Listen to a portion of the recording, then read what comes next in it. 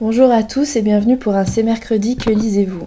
Alors j'ai décidé de tourner cette vidéo les mercredis dorénavant, parce que quand je rentre le lundi, il commence à faire nuit. On arrive en hiver, donc c'est un petit peu tard, il fait nuit, donc c'est pas super pour la luminosité, puis en plus je suis fatiguée. Donc je préfère faire ça le mercredi. Donc maintenant la vidéo s'appellera le C'est mercredi, que lisez-vous? Voilà, je vous préviens aussi que je suis encore enrhumée, j'ai le nez bouché, j'arrête pas d'éternuer, donc il risque d'y avoir des montages. Voilà, donc vous inquiétez pas si la vidéo est un petit peu bizarre cette fois-ci, mais je risque de couper plusieurs fois. Voilà. Alors la semaine dernière, je vous ai laissé en vous disant que j'étais à la moitié à peu près du premier tome du cycle des âmes déchues de Stéphane Soutoul, et en fait je l'ai fini le soir même de la vidéo, donc mercredi dernier. Je vous disais que j'aimais beaucoup, surtout l'atmosphère, qui reprend très bien les romans gothiques du 19e siècle. Et cette impression a perduré jusqu'à la fin du livre. Et j'ai vraiment beaucoup aimé la plume et le contexte mis en place par Stéphane Soutoul. C'est vraiment digne des romans gothiques du 19e siècle, avec les manoirs, la nuit, des choses étranges qui se passent. On a des doutes au début. Bon, on sait que c'est un livre de vampires, mais au début on a quand même un petit peu des doutes. Bref, j'ai vraiment beaucoup aimé ça, l'atmosphère, le contexte. J'ai eu un peu plus de mal avec le personnage principal et ce qui lui arrive, notamment l'histoire d'amour. Je n'ai pas vraiment accroché, mais bon, c'est dans la lignée des romans gothiques du 19e. Par contre, à la fin, on a une nouvelle figure qui entre, une héroïne, et elle m'a vraiment, vraiment beaucoup plu. Donc c'est pour ça que je pense que je lirai le deuxième tome assez rapidement dès que je le trouverai. Voilà, le premier tome du cycle des âmes déchues de Stéphane Soutoul. Je le conseille à ceux qui aiment les histoires de vampires, mais les vrais. Pas Twilight et pas les nouveaux titres Young Adult ou de Beatlit. Non, non, les vrais vampires à la Dracula. Les vrais vampires du 19e siècle. Voilà, je conseille à ceux-là. Et aux autres, pourquoi pas, vous pouvez tester. Ensuite, j'ai lu le premier tome de Fille des Quatre de Cécile Guillot. Alors, je vous disais que je voulais lire ce livre parce qu'il traite de la Wicca. J'étais curieuse, et puis en plus, Cécile Guillot, super sympa. Donc je me suis dit, je la connaissais déjà un petit peu grâce au recueil de nouvelles Quintessence Yémal. Elle a participé à l'écriture avec Mathieu Guibé. Et donc je voulais voir ce qu'elle pouvait écrire toute seule sur un roman et pas sur un format nouvelle. Bon, c'est quand même un court roman, ça fait 140 pages, je pense à peu près. Ouais, 139 pages, exactement. Et j'avais un petit peu peur, et bien finalement, je l'ai dévoré. Pour tout vous dire, je l'ai commencé jeudi soir, et je devais aller travailler le lendemain, donc j'ai pas pu le lire d'une traite, j'ai dû aller me coucher. Mais si je n'avais pas eu à me lever le lendemain, c'est sûr que je l'aurais lu d'une traite. Alors il y a un ou deux petits défauts dans ce livre, notamment le début que je trouve très très rapide. Je me souviens déjà plus du prénom de Maëlys, de l'héroïne. Je suis fatiguée. Alors Maëlys, en fait, un jour à la fac, dans un des couloirs, elle se fait attraper par un étudiant en thèse qui lui propose de faire des expériences psychiques. Donc elle accepte, elle est un peu prise au dépourvu, elle y va. Et en fait, les résultats lui confirment qu'elle a un don de télépathie. Et alors, j'ai trouvé ça très rapide. Je trouvais que Maëlys acceptait la chose assez rapidement, assez facilement. Ensuite, elle va tout de suite dans une boutique, vous savez, New Age, un peu magie, où on vend de l'encens, des livres, machin. Et tout de suite, la vendeuse lui dit « Oh, je sens en vous, vous êtes une sorcière, machin. » Alors tout de suite, elle accepte. Je dis pas bizarre, bon, bah non. Alors je comprends que elle ait senti qu'elle était différente, qu'il y a quelque chose en elle, et gna gna gna. Mais bon, ça me paraît, en 3 jours, ça y est, on lui dit qu'elle a des pouvoirs, que c'est une sorcière, et ça y est, elle accepte, et elle va tout faire pour devenir une bonne sorcière. Donc ce côté-là, j'ai trouvé rapide. Par contre, c'est assez addictif. On a vraiment envie de savoir ce que va devenir Maëlys. Et on se rend compte au fil des pages qu'il y a quelqu'un qui lui en veut et qui l'envoûte. Non, on peut pas dire ça. Enfin bref, à cause de cette personne qui lui en veut, elle fait beaucoup de cauchemars et elle est très très mal. Et donc on sait pas qui c'est et jusqu'au bout on a la surprise. Alors la surprise n'est pas énorme, mais bon c'est pas mal. Ça, franchement j'avais pas deviné. En lisant le nom du coupable, on se dit ouais effectivement, mais bon c'est plutôt sympa. Ce que j'ai vraiment aimé c'est justement tout ce qui traite de la Wicca. Cécile Guillot en fait pas des tonnes comme dans Wicca de Kate Tiernan justement. Elle aborde le sujet avec maturité, je trouve, et crédibilité. Voilà. Et ça m'a plu, j'ai trouvé que c'était assez réaliste. Voilà, c'est ce côté-là qui m'a plu. J'ai beaucoup aimé aussi la préface de Vanessa Terral, que j'ai trouvée très intelligente, vraiment très bien écrite. Donc voilà, franchement c'est un bon titre français. Et sur la Wicca, je vous conseille 10 fois plus le livre de Cécile Guillot que le livre de Kate Tiernan. Kate Tiernan, c'est vraiment pour les ados, c'est un petit peu dans la lignée de Charme, donc c'est vraiment spectaculaire et à la limite du ridicule. Alors que là, avec Cécile Guillot, c'est beaucoup plus mature et beaucoup plus crédible. Voilà. Donc si vous voulez en savoir plus sur la Wicca, je vous conseille celui-là. Et par contre, celui de Kate Tiernan, vous pouvez oublier. Ensuite, alors j'ai complètement changé mon programme, j'avais plein de livres en partenariat en service presse à lire, mais c'est que de l'imaginaire et j'en avais un peu marre de l'imaginaire. J'aime ça, hein, j'adore ça, mais j'avais envie d'autre chose. Et j'avais envie d'un polar, d'un thriller, donc j'ai choisi celui-là, Fracture de Frank Tillietz, que j'avais fait dédicacer au Quai du Polar l'an dernier. Voilà, pour la petite histoire. Et donc je me suis lancée là-dedans.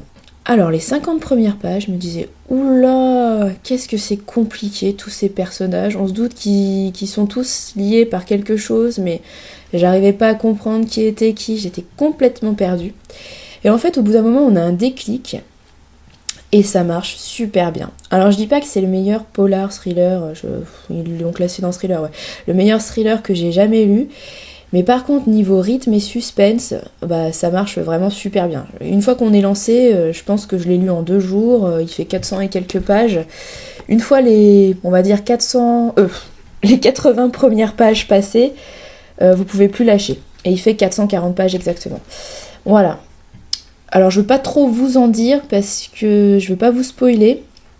C'est assez compliqué au début au niveau des personnages, il y en a pas mal. Et comme je vous le disais, on comprend pas trop ce qui les lie et qui est qui. C'est un petit peu difficile. Et puis bon, au fur et à mesure, les pièces du puzzle se mettent en place et on a envie de connaître le fin mot de l'histoire. Donc ça marche pas mal. Ça marche même très très bien. Ça aborde un sujet que je trouve hyper intéressant, donc je sais pas si je peux le dire parce qu'on le découvre quand même assez vite dans le livre, mais c'est peut-être un spoiler, donc pour ceux qui veulent vraiment pas le savoir, sautez cette partie, je vais en parler 30 secondes, je vous mettrai en bandeau où vous pouvez reprendre. Donc voilà, pour les autres, attention, hein, je vous préviens, je vais peut-être spoiler. Alors ce livre, ça parle de dédoublement de personnalité et de schizophrénie, et c'est un truc, je trouve ça passionnant. Tout ce qui se passe dans notre cerveau et on sait vraiment pas trop ce qui se passe, hein, même en ayant fait des études scientifiques, les professionnels savent pas trop ce qui se passe dans le cerveau et c'est super intéressant. Par contre ça fait vraiment flipper de se dire qu'il y a des personnes comme ça avec des doublements de personnalité, mais bon voilà.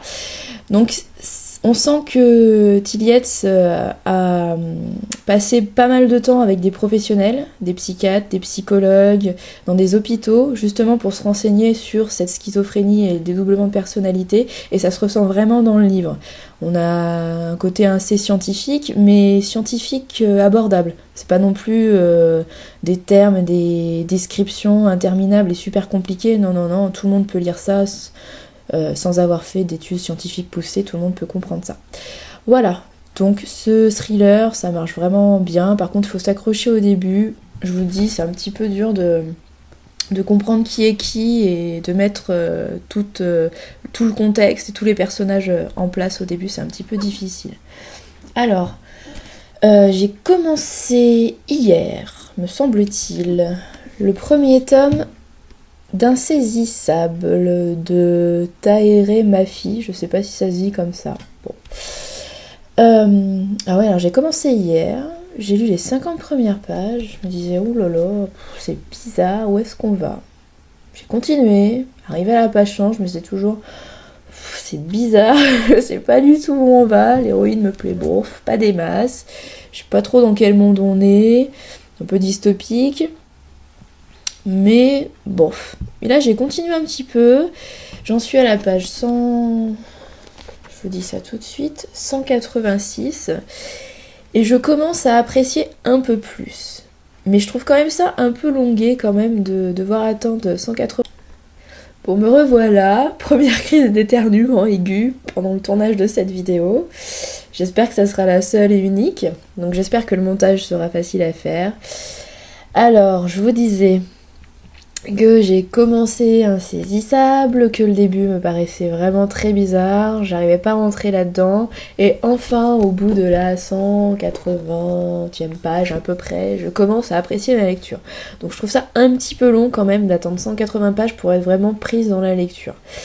Voilà, et je suis pas encore non plus complètement convaincue, j'attends de voir la suite. Alors pour la petite histoire, parce que la 4ème de couverture est vraiment super bizarre, hein, vous avez juste des phrases... et il y en a une qui est barrée à chaque fois.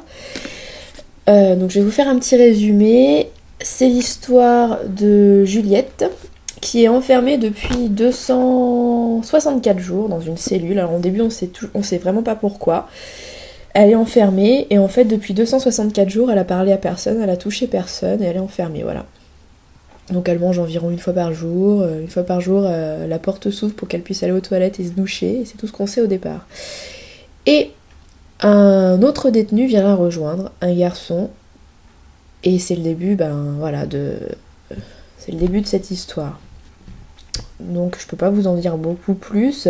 On est dans un monde dystopique. On se rend compte que donc Juliette a un pouvoir qui lui fait peur et c'est pour ça qu'elle est emprisonnée dans cet asile psychiatrique. À l'extérieur, elle nous explique que depuis quelques années, les animaux meurent. Il y en a presque plus, les gens aussi, puisque évidemment s'il n'y a plus d'animaux et plus de plantes, tout ça, ils peuvent pas se nourrir. Donc beaucoup sont morts. Et il y en a toujours certains qui, comme ils ont beaucoup d'argent, arrivent à vivre sur le dos des autres et s'en sortent. Et on comprend aussi que Juliette, en fait, elle a fait quelque chose de tellement terrible, on l'apprend assez loin, donc je vous dis pas quoi, que ses parents l'ont abandonnée. Et depuis toute petite, en fait, elle a jamais reçu d'amour de ses parents, ils l'ont abandonnée, et c'est pour ça qu'elle se retrouve dans cet asile psychiatrique. Voilà. Et je sais pas ce que je peux vous dire de plus sans trop spoiler. Bon, je vais avancer un petit peu quand même. Un jour, alors que ça fait quelques semaines qu'elle cohabite dans sa cellule avec le jeune homme, on vient la chercher. Et en fait, c'est un petit tyran qui a 2 ans de plus qu'elle, elle a 17 ans, il en a 19, qui vient la chercher et qui lui propose de s'associer avec elle pour torturer les gens. Puisqu'elle a un pouvoir spécial, je vous en dis pas plus, mais elle est très dangereuse, voilà. Et donc elle se retrouve dans une autre prison, une prison dorée, puisqu'elle a tout ce qu'elle veut, mais elle est toujours pas libre. Et le jeune homme qui était dans la cellule avec elle... est un petit peu placé près d'elle comme garde du corps. Enfin, comme garde du corps. Pas vraiment, il doit la surveiller 24/24 en fait, voilà. Et j'en sais pas bien plus. Et donc je peux pas vous en dire plus. Alors je suis un petit peu perdue dans cette histoire. J'ai eu vraiment beaucoup de mal à accrocher. Le personnage de Juliette ne me plaisait pas beaucoup au départ. Et là j'apprends un petit peu à la connaître, donc au fur et à mesure ça va un petit peu mieux. Mais c'est quand même pas encore la joie. Il y a juste un truc vraiment positif que je veux signaler, c'est le style de l'auteur, ou du traducteur, puisque j'ai la traduction et je lis pas en VO. Je trouve ça très joli, il y a beaucoup de métaphores. Par contre des fois il y a tellement de métaphores justement qu'on se dit oula, elle a fumé quelque chose l'auteur avant d'écrire. Mais ça change du style simpliste des autres auteurs des livres young adultes, voilà. Donc ça, c'est vraiment l'aspect positif de ce livre-là.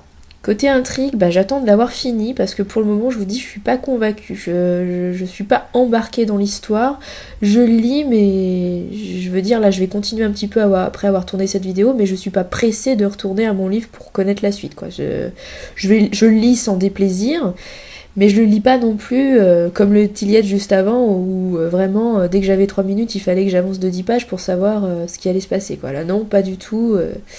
Donc bon, peut-être que la suite me fera changer d'avis, on verra. Alors je me dépêche avant d'avoir une autre crise d'éternuement, parce que là, je sens que ça va pas tarder. J'ai reçu un livre voyageur, ça s'appelle 3 ombres au soleil, et l'auteur, c'est John Henry. Alors, c'est l'auteur qui m'a proposé son livre en livre voyageur pour le chroniquer et pour le faire un petit peu connaître. Donc j'ai été séduite par le principe. La 4e de couverture me tente assez, donc c'est la littérature contemporaine. Je vous en dis plus la semaine prochaine, puisque je vais le lire très vite pour pouvoir le remettre en voyage assez rapidement. Voilà. Et ensuite, le 2e livre que j'aimerais lire d'ici la semaine prochaine, c'est Magie secrète de Hervé Jubert. C'est un des 3 premiers livres édités par la collection Pandore. C'est une nouvelle collection du Pré-au-Clair.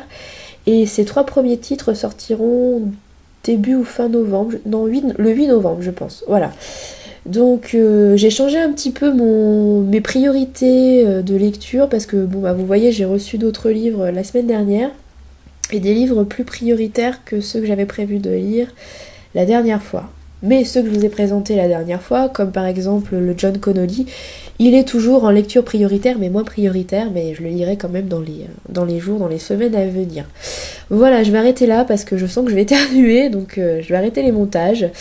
Je vous souhaite une bonne semaine et je vous dis à mercredi prochain. Alors mercredi prochain, je sais pas du tout à quelle heure ce sera, parce que je risque d'avoir... un entretien pour mon job, enfin avec ma référente pour mon boulot, donc je sais pas à quelle heure ce sera. Et ensuite je vais peut-être prendre le train pour rentrer chez mes parents pour un petit peu de vacances. Je sais pas si je le prends mercredi le train ou jeudi, donc je sais pas du tout. Si j'ai le temps de tourner la vidéo le mercredi, ça sera mercredi, sinon ça sera jeudi chez mes parents. Voilà, je vous tiens au courant, de toute façon sur la page Facebook. Voilà, je vous souhaite une bonne fin de semaine, j'espère que vous n'êtes pas malade, et je vous souhaite de bonnes lectures. À mercredi ou jeudi prochain.